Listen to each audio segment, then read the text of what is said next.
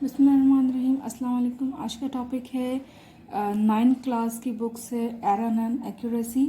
Error and accuracy error कहते हैं mistakes को, ठीक है, यानी कोई गलती हो जाए हमसे।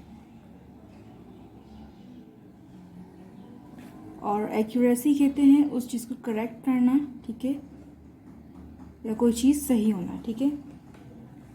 तो टॉपिक है एरर एंड एक्यूरेसी। तो एरर एंड एक्यूरेसी जब फिज़िक्स के लिहाज से है, ठीक है, जब हम फिज़िक्स की टॉपिक में पढ़ रहे हैं तो वो यकीन किसी एक्सपेरिमेंट में होगी। तो इसकी हम लिख लेते हैं in an experiment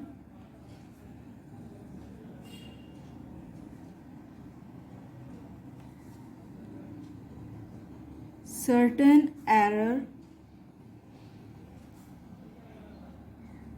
may rise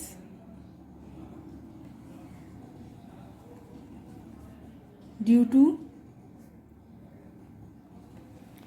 जब हम फिज़िक्स लैब में एक्सपेरिमेंट्स करते हैं, ठीक है, तो उस वक्त बहुत से एरर हो जाते हैं, ठीक है।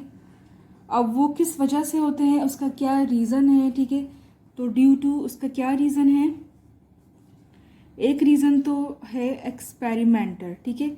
एक्सपेरिमेंट कहते हैं एक्सपेरिमेंट करने को, ठीक है, यानी कोई तजर्बा करने को। और एक्सपेरिमेंटर किसे कहते हैं? यानी कि जो एक्सपेरिमेंट कर रहा होता है उससे एक्सपेरिमेंटर कहते हैं, ठीक है।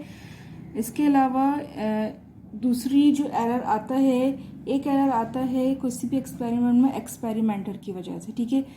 सेकंड एरर आता है इंस्ट्रूमेंट यूज़। जो भी हम इंस्ट्रूमेंट यूज़ कर रहे हैं उस वक्त उसमें कोई ना कोई फॉल्ट हो सकता है, ठीक है।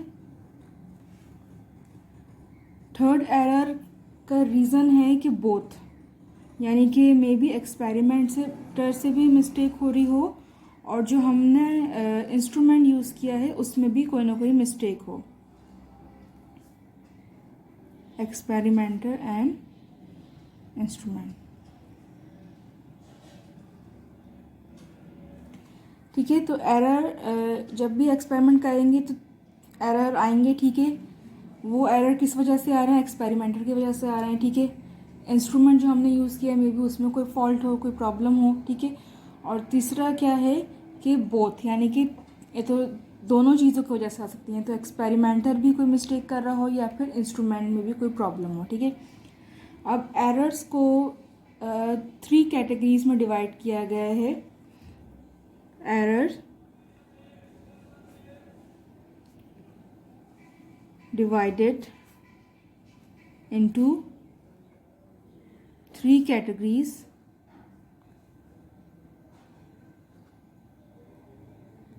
कौन कौन सी 3 कैटेगरीज में डिवाइड किया गया है एरर को? नंबर 1 है personal error,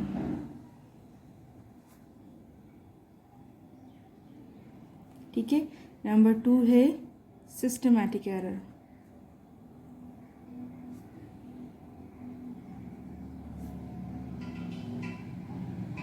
and number 3 error है random error.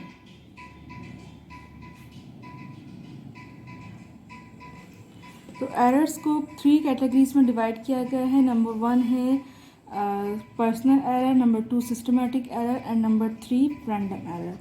So personal error क्या होता है उसे हम समझ लेते हैं।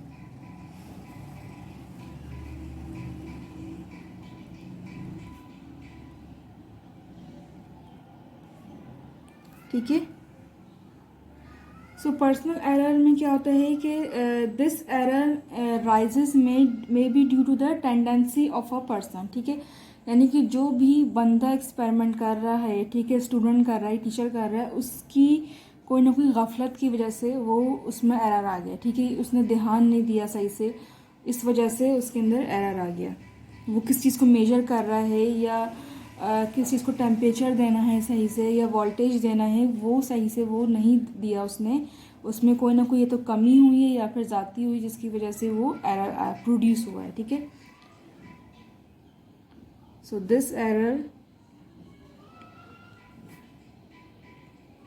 arises due to the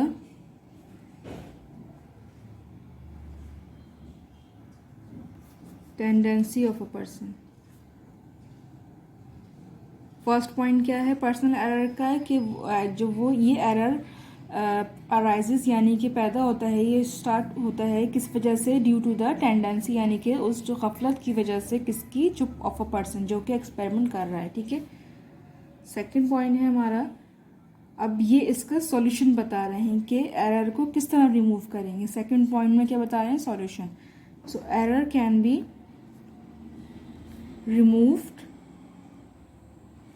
bye avoiding this bias. ठीक है, यानी कि एरर को हम किस तरह रिमूव करेंगे कि जो भी हमसे मिस्टेक हो रही है इसको हम ख़त्म करेंगे। ठीक है, अवॉइड करेंगे, तो ही वो पर्सनल एरर यानी कि जो एक्सपेरिमेंटर से हो रहा है वो रिमूव होगा।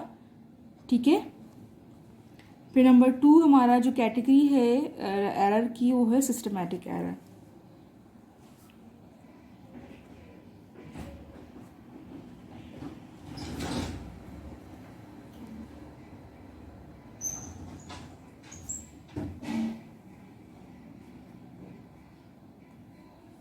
अब सिस्टमैटिक एरर क्या होता है, this error arises due to a fault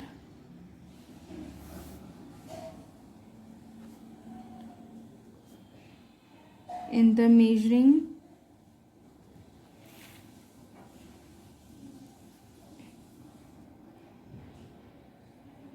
instrument. ठीक है, अब इस सिस्टमेटिक एरर में क्या आता है कि इसमें किसी एक्सपेरिमेंटर यानी कि ह्यूमन की मिस्टेक नहीं है बल्कि इंस्ट्रूमेंट के अंदर मिस्टेक है। अब मैं एक छोटी सी एग्जांपल देती हूँ आपको। फॉर एग्जांपल एक स्केल है। ठीक है, तो जब वो मैन्युफैक्चर हुए ने, जब उसे बनाया है तो उसमें उसकी जो सेंटीमीटर या इंचेस की जो लाइंस हैं वो प्रॉपर नहीं दी हुई। वो या तो 1 इंच बहुत बड़ा दिया हुआ या 1 इंच एक बहुत छोटा दिया हुआ है। ठीक है, तो ये इंस्ट्रूमेंट के अंदर ऑलरेडी मिस्टेक्स थी। ठीक है, ये इसमें ह्यूमन एरर नहीं है बल्कि ये सिस्टमैटिक एरर है, सिस्टम में कोई मिस्टेक थी। ठीक है, तो इस एरर को किस तरीके से रिमूव, और इस एरर जिस एरर में मिस्टेक हो, जिस इंस्ट्रूमेंट में मिस्टेक हो, उस एरर को हम कहते हैं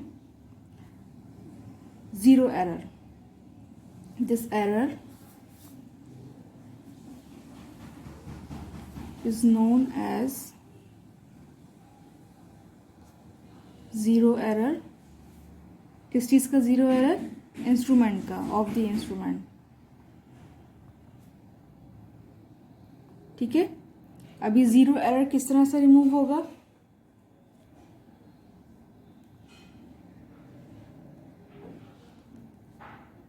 error can B overcome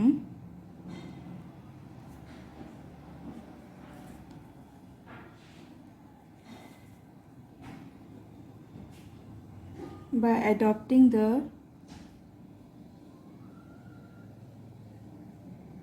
relevant zero error correction। यानी कि जो भी आपके इंस्ट्रूमेंट में मिस्टेक है उस चीज़ मिस्टेक को करेक्ट करने से ही आपका जो भी एरर है इंस्ट्रूमेंट में वो ठीक हो जाएगा। ठीक है, उस मिस्टेक को आप ठीक करवाएं। फिर नंबर 3 एरर है हमारा random error.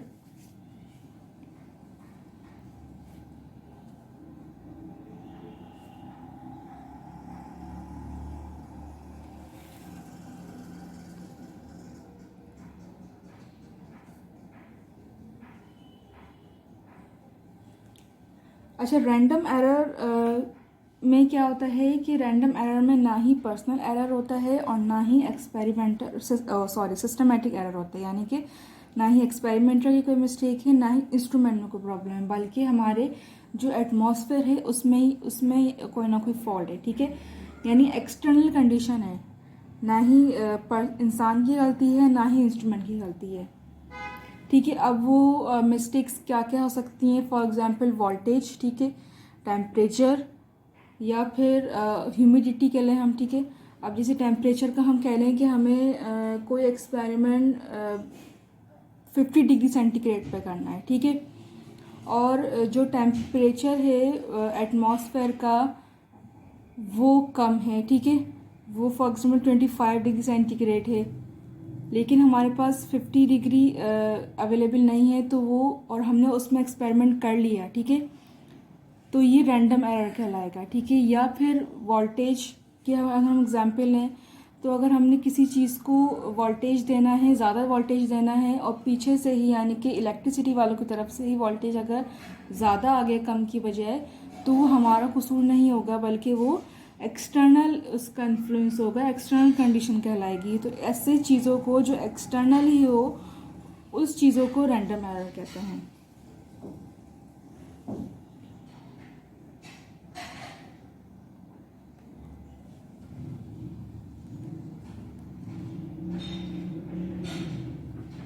So this error arises due to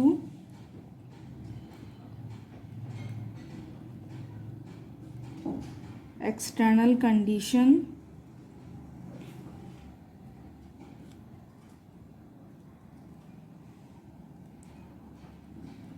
which are at a certain time, ठीक है,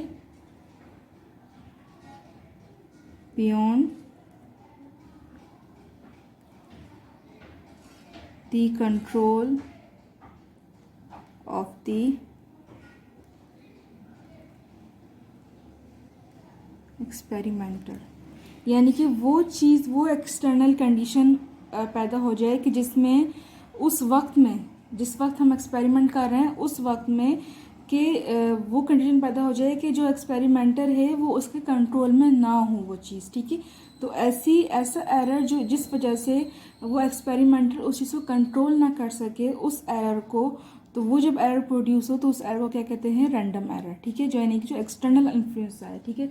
और वो एक्सटर्नल इन्फ्लुएंस कौन कौन से हो सकते हैं, जैसे मैंने आपको बताया टेम्परेचर, ह्यूमिडिटी या वोल्टेज। अच्छा, एरर को हम मेंटेन किस तरह करेंगे कि हम जब भी हम एक्सपेरिमेंट स्टार्ट करें तो हम इस बात का ध्यान रखें कि जो जो चीज़ें हमें रिक्वायरमेंट हैं इस एक्सपेरिमेंट में, जिस तरह की कंडीशन, जिस तरह का टेम्परेचर या जिस तरह की हमें भी वोल्टेज की ज़रूरत है, उस चीज़ को हम मेंटेन करें, पहले से ही उस चीज़ का ध्यान रखें ताकि ऐसी कोई एरर प्रोड्यूस ना हो।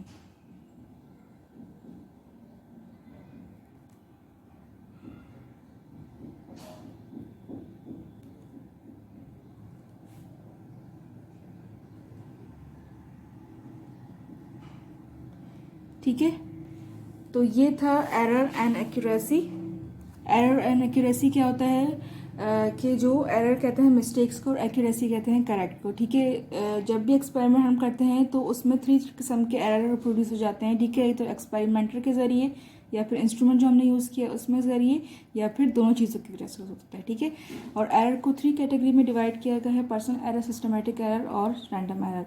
पर्सनल एरर वो होता है कि जो किसी इंसान की वजह से हो, और वो किस तरह से रिमूव हो सकता है वो एरर, कि अगर वो अपनी मिस्टेक को करेक्ट कर लें, ठीक है। सिस्टमेटिक एरर क्या होता है कि जो इंस्ट्रूमेंट के अंदर फॉल्ट हो, और उस एरर को, जो इंस्ट्रूमेंट के अंदर फॉल्ट हो, उसे कहते हैं ज़ीरो एरर। और ज़ीरो एरर रिमूव किस तरह होगा कि उसमें जो भी मिस्टेक है उसके अंदर जो एरर है इंस्ट्रूमेंट के अंदर, उसे हम ठीक करवा लें, ठीक है। और रैंडम एरर कहते हैं कि जो एक्सटर्नल एरर प्रोड्यूस हो, यानी कि जो वो एक एरर, एक्सटर्नल एरर प्रोड्यूस हो जाए उस वक्त में जिस वक्त हम एक्सपेरिमेंट कर रहे हों, तो ना ही वो एक्सपेरिमेंटल के कंट्रोल में ना हो, वो उस वक्त कंडीशन पैदा हो जाए, ठीक है। और उस एरर को किस तरह से हम मेंटेन कर सकते हैं कि हम जब भी हम एक्सपेरिमेंट स्टार्ट करें तो जो सर्टेन कंडीशन है, जो रिक्वायरमेंट है एक्सपेरिमेंट की, उसको देखते हुए उन चीज़ों को पहले से हम कोशिश करें कि हम उसको ठीक कर लें, ठीक है।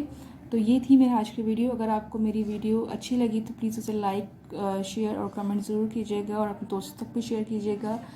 मुझे दीजिए इजाज़त, मिलते हैं अगली वीडियो में। अल्लाह हाफ़िज़।